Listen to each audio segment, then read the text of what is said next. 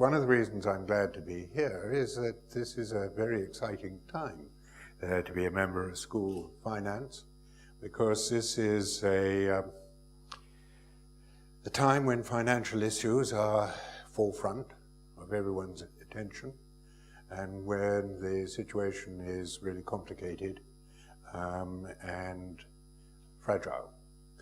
It is particularly so in the European context, where we are in the middle of an ongoing crisis, which began in 2007, 2008, has never really left us, and which is continuing now with a particular focus in Europe, with the travails of the periphery of the Eurozone. And we don't know where it's going. It's impossible really to predict from here the twists and turns that this crisis might take. And because I find it impossible, I don't really want to do so.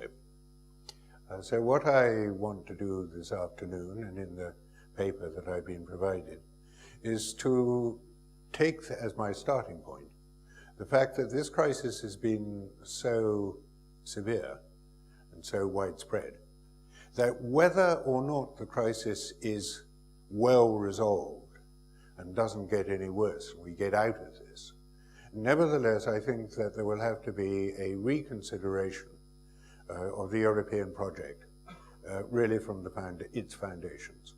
We'll have to go back to the drawing board to think what kind of Europe we all hope to see in future. There are actually several views about what the long-run future of the Eurozone actually ought to be. There are those who feel that the present broad, wide Eurozone ought to be defended at all costs, if possible, and kept in being.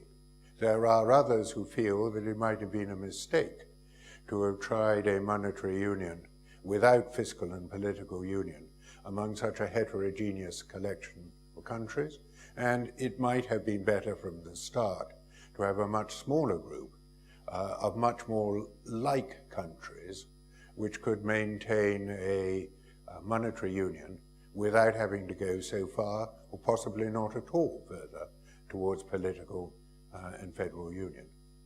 I don't think it's too unfair to say that neither Barroso nor Van Rompuy has really taken a leading role in this particular crisis episode. And I believe that this is in part because they don't have a particularly strong political position to play. It's, in my view, quite hard to see that they have democratic legitimacy. They are effectively elected, appointed rather, by a cabal of political leaders. You and I play no role in that whatsoever. We, the voters. We have no more role in the appointment of Barroso or Van Rompuy than, for example, the people had in the arrival of a new king in a monarchy, or the appointment of a pope. There's no democratic legitimacy. Moreover, they got very little power of any kind, and virtually no money either. Under these circumstances, it's not surprising that the main players in this political dispute or debate have been the national political leaders rather than the European political leaders. So in my view, the need is actually both for political and also economic, particularly fiscal, reform. Dirk came to Financial Markets Group in 1991, and it was then that I was acting as one of the external experts in a European Commission study on what fiscal measures should be necessary to accompany a single monetary union. When we produced our report, as I recall, we completed it in about 1992. What we wanted and actually suggested was that we could have a flow of funds through the federal centre amounting to something of the order of, I think it was about 2.6 to 2.8 of EU GDP, and that this would be sufficient to support a monetary union. Most of you, and indeed most people, are actually not even aware that there was a full and proper report done on what fiscal measures would be necessary to support monetary union at the outset, before monetary union was introduced in the very early 1990s. And it's a report which, you know, mutatis mutandis, changing a few things, I would say that it, to a very large extent, holds up pretty well. If there was a single measure that I think should be taken now to try and resolve the current European crisis most effectively, I would certainly follow Christine Lagarde and argue that the most important thing is not to worry that much about financing of governments, it's to worry about financing of banks, both within the peripheral countries and outside the countries. How do you strengthen banks, and how do you prevent a contagious banking crisis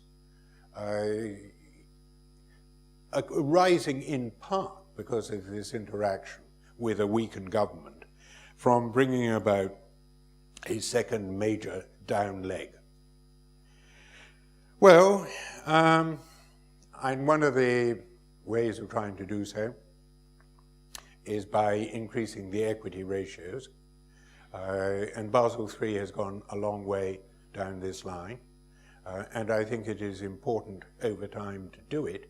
But there is, of course, a transitional problem, and a very difficult transitional problem, which is that if you want equity ratios to be increased now, at a time when banks are still very fragile, the equity market, the new market for new equity, really is not open to them. So if you want them to raise equity ratios at any speed, you're going to find deleveraging, and that's going to make the economic situation worse. So that you are in a problem between a transitional desire not to put more pressure on the banks, indeed, if anything, to try and ease it, but at the same time a desire, once we get back to normal, to have a much more strongly capitalized banking system.